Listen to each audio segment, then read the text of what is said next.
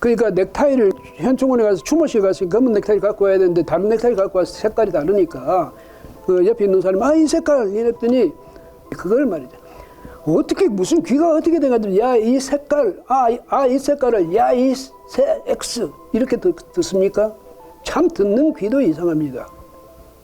민주당의 엉터리 통역기 이런 말씀을 드리고자 합니다. 엉터리 통역기가 뭐냐면 남의 말을 제대로 자기가 알아듣지도 못하고 자기 마음대로 판단해가지고 그냥 이 사람이 이런 말 했어요 이래가지고 국민들 앞에 말하자면 고발하는 이런 행태, 이거 좀 지적하고 싶습니다. 왜 그렇게 성급합니까? 왜 그렇게 경박해요? 특히 민주당의 그 선대위 상금 부대변인이죠. 이 양반 이경 부대변인, 이분이 이 일의 한 영상을 자기 페이스북에 공유하면서 윤석열이 사람을 대하는 태도, 그다음 콜론하고 욕, 그러니까 사람이 대하는 태도, 윤석열이 사람을 대하는 태도는 욕으로 대한다 이런 뜻이죠. 그렇게 올렸습니다. 그는 이 윤 후보의 말을 말이죠. 야, 이 X야. 그 무슨 말? 야, 이 새 X야. 그 무슨 뜻인지 아시겠죠? 그 여기서 욕설은 할 수 없잖아요. 그런 욕설을 하면 옮기면서 그건 차 안에서 챙겼어야지 이렇게 말했다고 옮겼습니다. 자신이 잘못 들은 거거든요. 근데 그게 자신이 뭐 직접 듣고 그런 것보다 누가 그 유튜버가 그걸 올리니까 아, 맞아, 그렇게 들리네.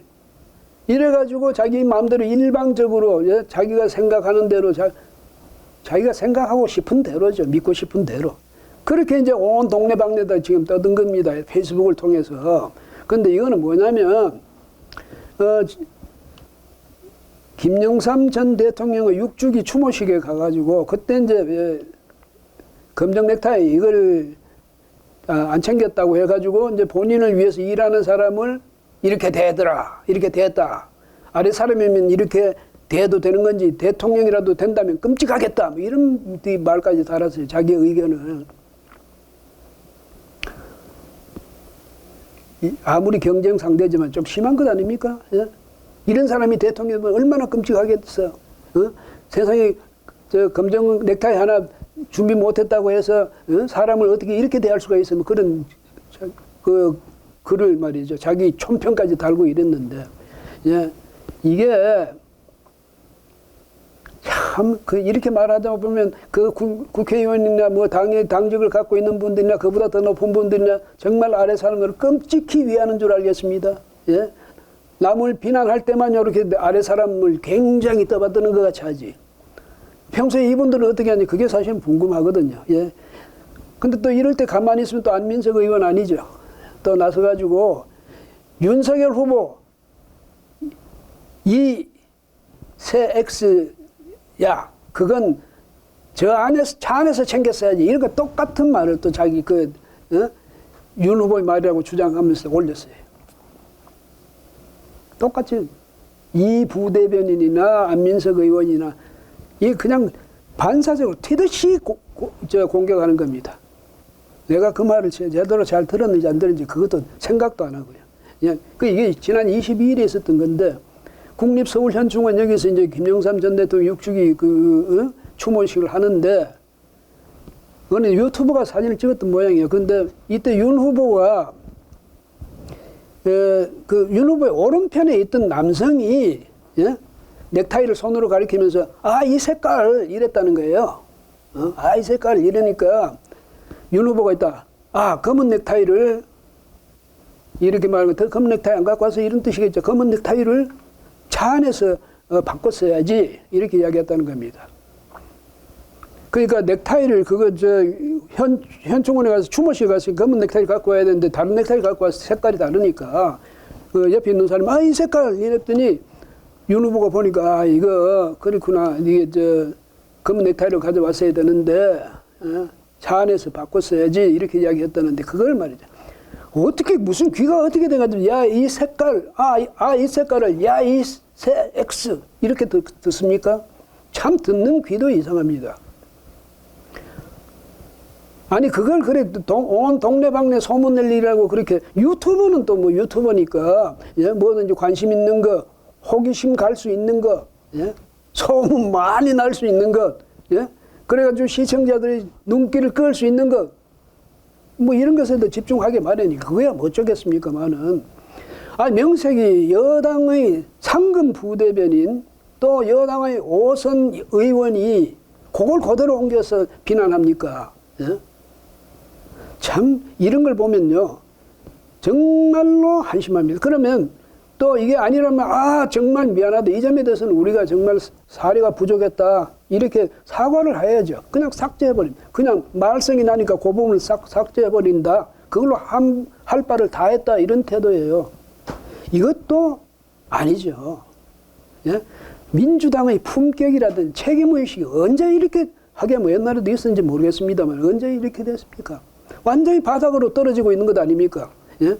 이게 뭐 이경 부대변인 이뿐이 아니죠.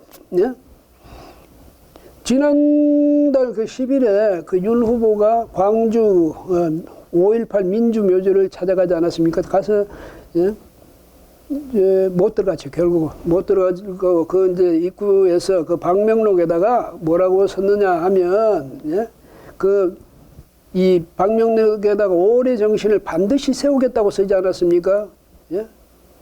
민주화 인권의 5월 정신을 반드시 세우겠습니다. 이렇게 썼더니 그것도 튀듯이 받아가지고 이 대변인이 그동안의 실언과 망언이 진짜 실력인 듯하다, 한글도 모르다니, 이렇게 비아냥거렸습니다. 아이고 옳시구나, 잘됐다, 윤석열이 또 나한테 약점 잡혀서 공격을 한 거죠. 아주 무식한 사람으로 한글도 몰라, 이런 식으로. 근데 사실은요 저도 평생 한글을 한글로 뭐 글을 써오고 있습니다만은 우리 글도 굉장히 쓸 때 보면 참 어려운 측면이 많아요. 그래서 옆에서 항상 요즘은 이제 뭐 이런데 인터넷 들어가면 한글 사전도 있고 해서 조금 낫습니다만, 어쨌거나 그래도 늘 한글 사전을 옆에 두고 있어야 됩니다.